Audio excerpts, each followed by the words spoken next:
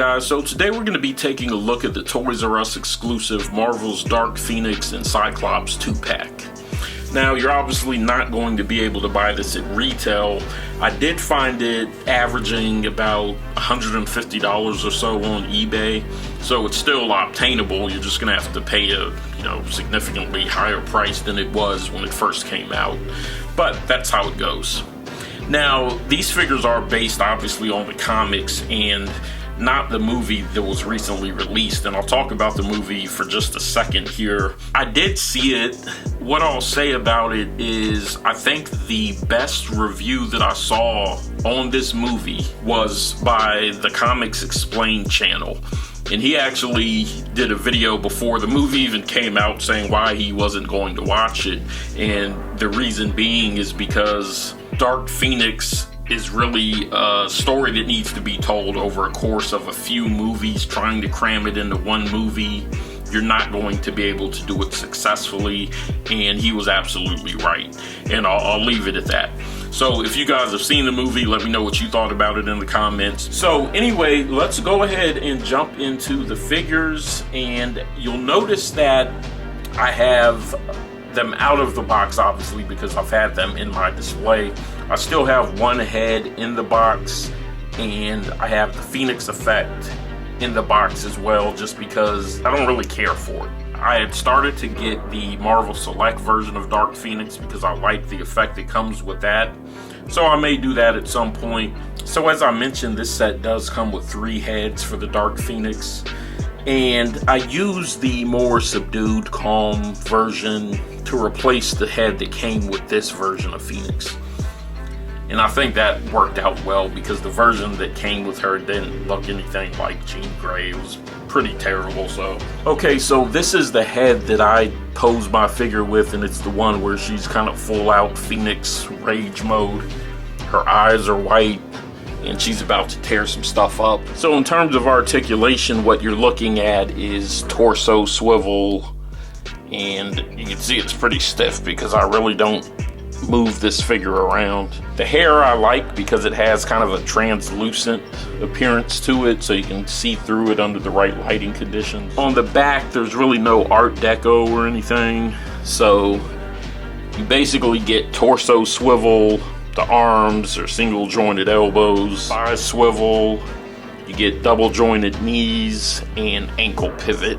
You can get her head turning side to side, you can get her looking down that much. Getting her looking back is a little troublesome because the hair is gonna block it, but you can get her looking pretty much straight on. They did a nice job of shading in the upper chest region and even down on the stomach area a little bit, and that's what I think really makes this figure stand out. Okay, so this version of the Phoenix does not have the little Art Deco with the Phoenix logo on the sash or belt or whatever you want to call it, but I'll be using her to demonstrate what the different head sculpts look like because the Dark Phoenix is one of my Grail figures and I don't like touching her too much, to be honest with you. Scratch up the paint or do anything like that. We'll show this head here, and I'll get a couple of pictures in so you guys can get a good look at the 3 different heads that come with the figure, but I'll be demoing them on this version of Phoenix and not the actual Dark Phoenix. Okay, so this more subdued look for Jean or Dark Phoenix, whatever you want to refer to her as, has nice shading. I like the color of the eyes. They pop. Lipstick looks good. It's a really good look for her. Okay, so for this version of the head, Jean is kind of getting upset. It looks like her hair's starting to flare back, but she's not in full rage out mode. You can still see her eyes. They're not whited out like they are on this version here. And you still have the same red and black texturing as opposed to the more translucent look on the full-on Phoenix form. So in my setup, I choose to pose this figure with the more subdued head sculpt as opposed to this one where she's kind of getting upset. Okay, so if you're wondering about the Phoenix effect that comes with the figure, this is pretty much what it is. So you can pose it on her arm. Like I said, I'm not a big fan of it. I prefer the Marvel Select one where you can kind of stand her so that the full effect is covering her entire body, or at least behind her entire body. I prefer that style. So now let's go ahead and take a look at Cyclops. Okay, so taking a look at Cyclops, you have one of the older, pretty basic designs. He doesn't have an axe on him anywhere except his belt. So you do have the belt that comes around there and it moves up and down a little bit. You get pretty good articulation with this figure. You can get him looking down that far and then kind of just straight. You get bicep swivel, double jointed elbows, double jointed knees. You get boot swivel, ankle pivot, and you can get his feet down that far, up that much. You can get him looking down this far, and you can get him looking up quite a ways. One thing about the sculpt is the way that they have this little ridge right here. So it's kind of like you almost have to have his arm up. It's like that on both shoulders, basically, where there's little ridges. But it's like pretty much like this figure is meant to be posed in a specific way, like he's holding his visor like that. Now, even though this is a pretty basic design in terms of the color scheme, it has excellent shading. So as you can see down the middle and around here, down the lower torso is darker. So they did some shading effects on it.